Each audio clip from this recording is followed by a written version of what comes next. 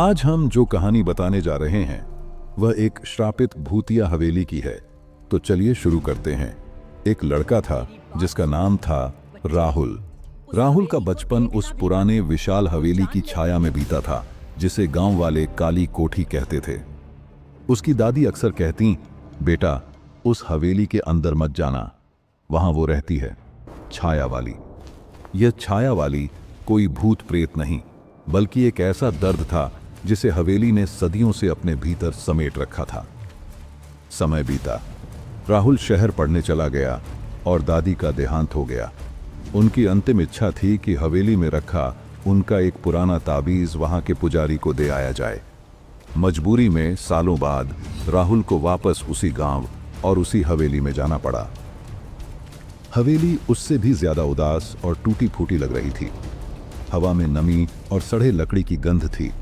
बड़े बड़े कमरे, ऊंची छतें और लंबे लंबे गलियारे, सब कुछ धूल और अंधेरे में डूबा हुआ था। पुजारी मिला, ताबीज दिया और राहुल ने सोचा कि अगली सुबह की बस पकड़कर चला जाएगा। लेकिन तभी आसमान काले बादलों से घिर गया और भयानक बारिश शुरू हो गई। बस सेवा बंद। मजबूरन राहुल को हवेली के एक कमरे में ही रुकना पड़ा। शाम ढलते ढलते बारिश थमी, लेकिन बिजली चली गई। राहुल ने मोमबत्ती जलाई और हवेली के बड़े हॉल में बैठ गया। तभी उसकी नज़र सामने की दीवार पर लगे एक बड़े से शीशे पर पड़ी। उस पुराने और धुंधले शीशे में उसकी परछाई भी धुंधली और टेढ़ी मेढ़ी सी दिख रही थी।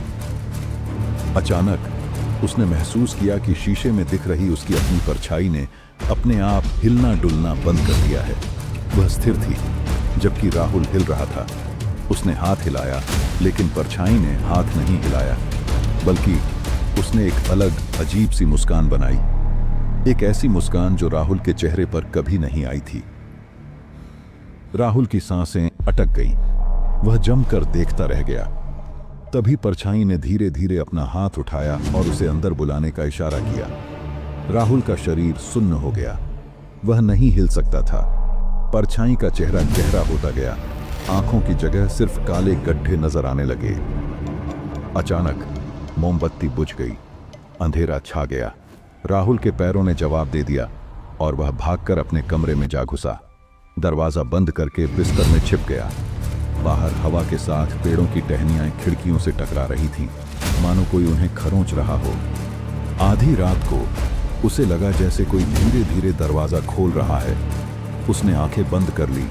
फर्श पर पैरों के खिसकने की आवाज आई। वह आवाज उसके बिस्तर के पास आकर रुक गई। राहुल ने हिम्मत करके आंखें खोला।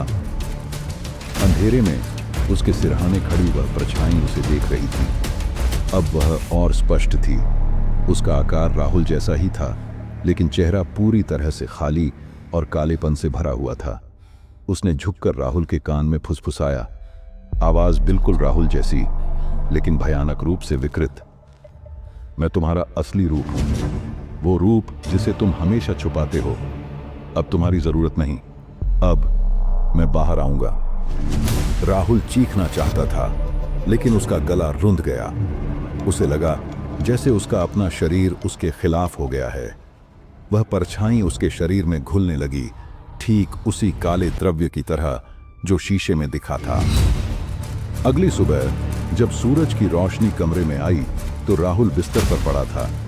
उसके कपड़े, उसका सामान, सब कुछ वैसा ही था। बाहर पक्षी चहचहा रहे थे, लेकिन जब वह उठकर शीशे के सामने से गुजरा तो उसने देखा शीशे में उसकी कोई परछाई नहीं थी। उसने मुस्कुराया। यह एक अलग ही तरह की मुस्कान थी, ठीक वैसी ही जैसी कल रात शीशे में उसकी परछाई ने दिखाई थी। राहुल की जगह अब वो ले चुका था और दुनिया को कभी पता नहीं चलेगा, क्योंकि जो बाहर दिखता है वही तो सच होता है ना?